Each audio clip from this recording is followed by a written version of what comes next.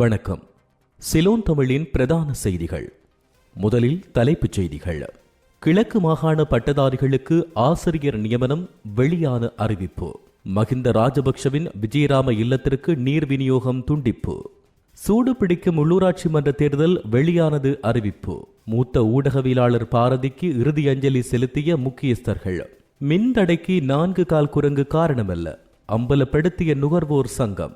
லசந்த படுகொலை வழக்கில் திருப்பம் நீதிமன்றம் பிறப்பித்துள்ள அதிரடி உத்தரவு.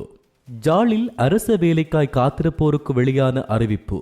அதிகரிக்கவுள்ள வெப்பம் மக்களுக்கு விடுக்கப்பட்டுள்ள முக்கிய எச்சரிக்கை. இனி தொடர்வது விரிவான செய்திகள். கிழக்கு மாகாணத்தில் உள்ள 3500க்கும் மேற்பட்ட ஆசிரியர் வெற்றிடங்களை நிரப்புவதற்கு நிதி அமைச்சிடம் அனுமதி கோரியுள்ளதாக கிழக்கு மாகாண ஆளுநர் பேராசிரியர் ஜெயலந்தலால் ரத்னசேகர தெரிவித்துள்ளார். மேலும் அனுமதி கிடைத்த பின்னர் குறித்த வெற்றிடங்களுக்கு வேலையற்ற பட்டதாரிகளை போட்டி பரீட்சை மூலம் தெரிவு செய்து நியமிக்க திட்டமிட்டுள்ளதாகவும் ஆளுநர் மேலும் சுட்டிக்காட்டியுள்ளார். மட்டக்களப்பு பழைய கச்சேரியில் நேற்று ஆளுநருடன் இடம்பெற்ற மக்கள் சந்திப்பின் போது வேலையில்லா பட்டதாரிகள் சங்கம் அவரை சந்தித்து ஜனாதிபதியிடம் வழங்குமாறு அரச நியமனம் கோரிய மகஜர் ஒன்றை ஆளுநரிடம் கையளித்தனர். இதன்பொழுது கருத்து வெளியிட்ட ஆளுநர் விசேடமாக கிழக்கு மாகாணத்தில் மட்டுமல்ல, நாடு பூராகவும் வேலையில்லா பட்டதாரிகள் இருக்கிறார்கள். அதேவேளை நிதியமைச்சர் அனுமதியளித்த 375 பட்டதாரிகளுக்கு நியமனம் வழங்க உள்ளதாக அவர் தெரிவித்தார். முன்னாள் ஜனாதிபதி மஹிந்த ராஜபக்ஷவின் விஜயராம உத்தியோகபூர்வ இல்லத்தில் நீர் விநியோகம் துண்டிக்கப்பட்டுள்ளதாக தெரிவிக்கப்படுகின்றது.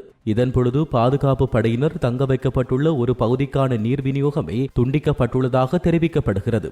அத்துடன் 3 லட்சம் ரூபாய் நிலுவைத் தொகை செலுத்தப்படாத காரணத்தால் நீர் விநியோகம் துண்டிக்கப்பட்டுள்ளதாக கூறப்படுகின்றது. எனினும் மஹிந்த ராஜபக்ஷ தங்கியுள்ள பகுதிக்கான நீர் விநியோகம் துண்டிக்கப்படவில்லை என தெரிவிக்கப்படுகிறது. இந்நிலையில் முன்னாள் ஜனாதிபதியின் உத்தியோகபூர்வ இல்லத்தில் நீர் விநியோகம் தொடர்பான கட்டணங்கள் ஜனாதிபதி செயலகத்தால் செலுத்தப்படுவதாக அவரின் ஊடக பேச்சாளர் சட்டத்தரணி மனோஜ் கமகே தெரிவித்துள்ளார்.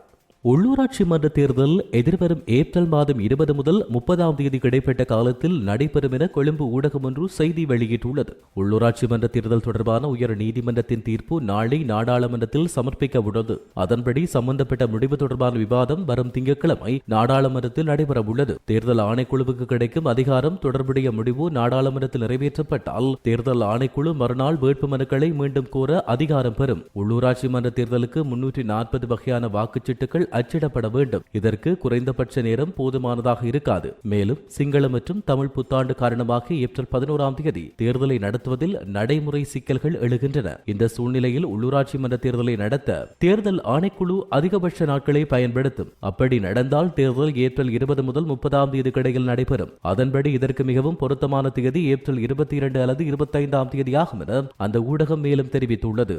யாழ்ப்பாணத்தில் காதலர் தினத்தை கொண்டாட காதலி மறுத்த காரணத்தால் கிளிநொச்சியைச் சேர்ந்த இளைஞர் ஒருவர் தவறான முடிவெடுத்து உயிரிழந்தார். குறித்த சம்பவம் நேற்று முன்தினம் இடம்பெற்றது. இது தொடர்பில் மேலும் தெரிய வருகையில் காதலர் தினத்தை கொண்டாட யாழ்ப்பாணம் செல்ல குறித்த இளைஞர் அழைக்கப்பட்டார். இதற்கு காதலி மறுப்பு தெரிவித்த காரணமாக இளைஞர் கிணற்றில் குதித்து உயிரை மாய்த்துக் கொண்டுள்ளார். இதையடுத்து தர்மபுரம் காவல்துறையினர் கிணற்றில் இருந்து இளைஞரின் சடலத்தை மீட்டு பிரேத பரிசோதனைக்காக சடலம் கிளிநொச்சி வைத்தியசாலைக்கு அனுப்பி வைக்கப்பட்டுள்ளது. மேலும் இது தொடர்பிலான மேலதிக விசாரணைகளை காவல்துறை மேற்கொண்டு வருவதாக குறிப்பிட்டுள்ளனர்.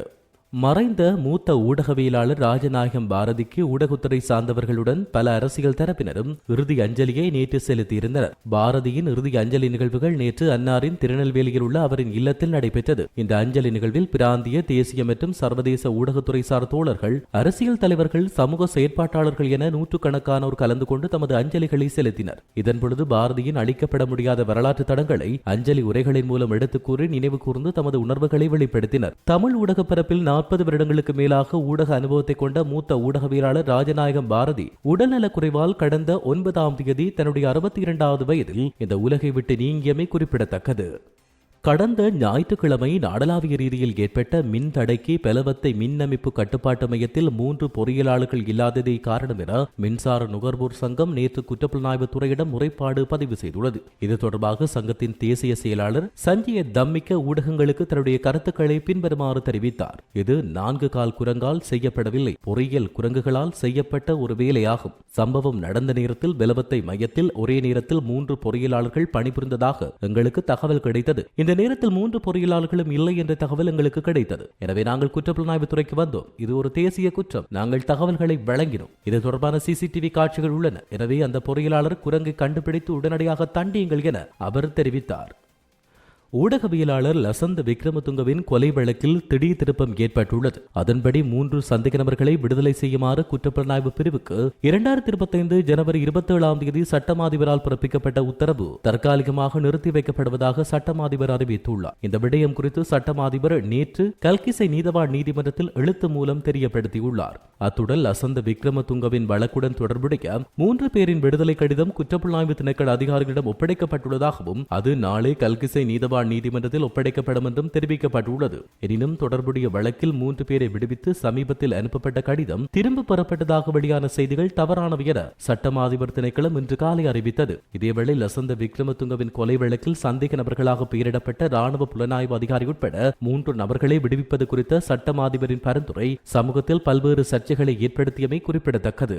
யாழ் மாவட்டத்தில் பிறப்பு, இறப்பு மற்றும் விவாக பதிவாளர் பதவியில் உள்ள வெற்றிடங்களை நிரப்புவதற்கான விண்ணப்பங்களை ஏற்றுக்கொள்வதற்கான இறுதி தேதியில் மாற்றம் செய்யப்பட்டுள்ளது. குறித்த அறிவிப்பு நேற்று யாழ் மாவட்ட சேலத்தின் ஊடக பிரிவால் வெளியிடப்பட்டது. குறித்த அறிவிப்பில் தெரிவிக்கப்பட்டுள்ள விடயம் யாழ் மாவட்டத்தில் குறிப்பாக வட்டுக்கோட்டை, ஊர்காவற்றுறை, எழுது மட்டுவாள், கோப்பாய், கரவெட்டி பிரிவுகளுக்கான தமிழ் மொழி மூல பிறப்பு, இறப்பு மற்றும் விவாக பதிவாளர் பதவிக்கான வர்த்தமானி அறிவித்தல் பிரசுரிக்கப்பட்டு விண்ணப்பங்கள் ஏற்றுக்கொள்ளப்படும். இறுதி தேதி 17/1/2025 என அறிவிக்கப்பட்டுள்ளது. இந்நிலையில் குறித்த இறுதி தேதியானது 17ஆம் தேதி 3ஆம் மாதம் வரை நீடிக்கப்பட்டுள்ளது. மேலும் இது தொடர்பான வர்த்தமானி அறிவித்தல் 14/2/2025 வெளியிடப்படும் என பதிவாளர் நாயகத்தால் அறிவிக்கப்பட்டுள்ளது. தற்போது நிலவுகின்ற வெப்பமான காலநிலை எதிர்வரும் ஏப்ரல் மாதம் நடுப்பகுதி வரை தொடரக்கூடும் என வளிமண்டலவியல் திணைக்களம் எதிர்ப்பு கூறியுள்ளது. திணைக்களத்தால் புதுப்பிக்கப்பட்டு வெளியிடப்பட்ட அறிக்கையில் மேற்குறித்த விடயம் தெரிவிக்கப்பட்டுள்ளது. மேலும் தற்போது அதிகாலை வேளை நிலவும் குளிரான காலநிலையும் தொடரக்கூடும் என அந்த திணைக்களத்தின் பணிப்பாளர் நாயகம் அதுல கருணாநாயக்க குறிப்பிட்டார். நாட்டின் சில பகுதிகளில் இடையிடையே சிறிய அளவில் மழை வீழ்ச்சி பதிவாகினாலும் வெப்பமான காலநிலை தொடரும் என அவர் தெரிவித்தார். மழை பெய்வதற்கேற்ற அளவிலான திறன் கொண்ட மேகங்களின் உருவாக்கம் குறைவாக காணப்படுவதாக வளிமண்டலவியல் திணைக்களத்தின் பணிப்பாளர் நாயகம் அதுல கருணாநாயக்க மேலும் குறிப்பிட்டார். இத்துடன் சிலோன் தமிழின் பிரதான செய்திகள் நிறைவடைகின்றன. தொடர்ந்து செய்திகளை உடனுக்குடன் நீங்கள் அறிந்து கொள்ள www.silontamil.com என்கின்ற நமது இணையதளத்தை பார்வையிடுங்கள். வணக்கம்.